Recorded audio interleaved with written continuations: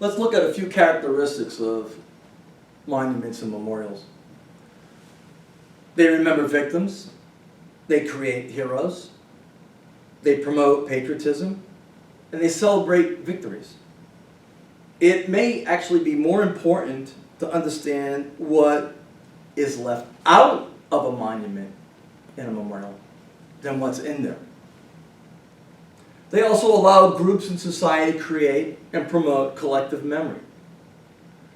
This makes them a great resource to study how history and collective memory is reflected by the time period in which they were created. More germane to what I want to talk about in the immediate is this. Rather than inviting inquiry, memorials actually direct the message to the viewer. They tell you what to think, and they tell it in a very narrow perspective. Many of them, most of them do. Usually they have a written text with them, and this written text provides the historical content. This is going to come up again very shortly. The problem with memorials for teaching resources is that their message is misrepresented by the following, right? There's a lack of background information. There's a lack of historical documents. And there's no educational support usually. And there's no staff to assist in interpretation. In 1996, the town of Oświęcim in Poland erected a memorial to the laborers at the former IG Farben plant, but we know as in Bunamanovic. It was a synthetic rubber plant, synthetic rubber factory. And they located the memorial on the east gate of the now existing plant that's owned by an entirely different company. And it's set there so people can see it. It was very intentional. Now this memorial contains 5 specific symbols that I think are incredibly important. The fence, and the post as well. The 3 dead prisoners. The triangular base that the memorial is set on. The plaque, and more specifically, the text within the plaque. And then the memorial as a whole. The 4 massive posts are the most clearly visible symbols and elements of this memorial. And there's a reason for that. And it's very universal. The fence system represents Nazi inhumanity. It represents the inhumanity of the camps. It represents the terror of the SS. And interestingly, they were listed, the fence system was listed as part of the landscaping at Auschwitz I and Auschwitz II when they were ordering materials. The fence system at Auschwitz I and II, they were the first things built by the prisoners. They actually built their own prison. And of course, they had to serve as a security system, which is why they went up first. Now, eventually at Bunamanovic, they would have the same double fence, right? Inner and outer fence with electricity. And this was also, by the way, the prisoners also had to hook up and wire the electricity. What's interesting is, I found, is as you approach the memorial, these 4 large posts, they taper as they ascend up. But they have a very unique look to them, a feature. They almost take on a human form. And it's very reverent. It almost looks like it could be 4 figures, females, that are wearing a nun's habit because of the shape. Again, very reverent. It's as if they're mourning over the next element in the memorial, and that's 3 dead prisoners. The reason for that is that at Monowitz, it had a reputation for being incredibly brutal.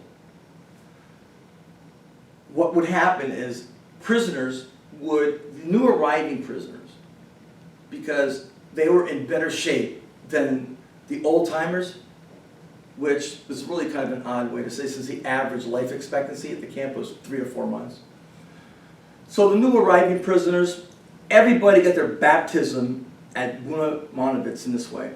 They would have the prisoners haul 110-pound sacks of cement, generally at a runner's pace, under the blows from the capos.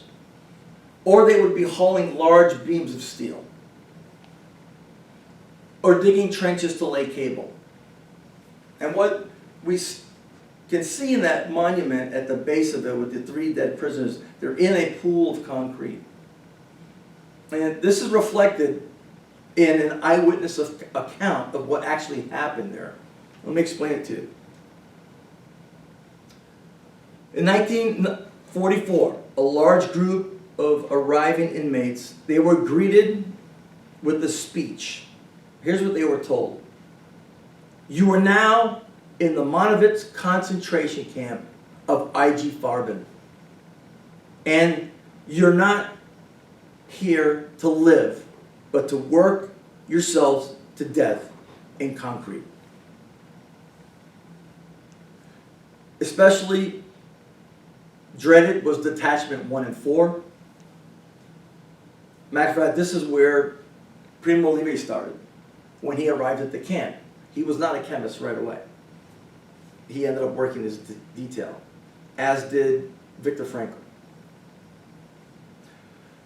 And that leads me to another thing. It's really interesting, the people who were actually at the camp. I mentioned Primo Levi, Viktor Frankl, Elie Wiesel and his father was there.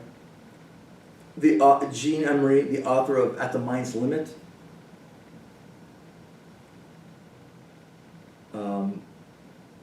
Victor Young Perez, the youngest person to win a world championship in boxing. He actually won for the flyweight. What I mentioned earlier, that life expectancy was about 3 to 4 months.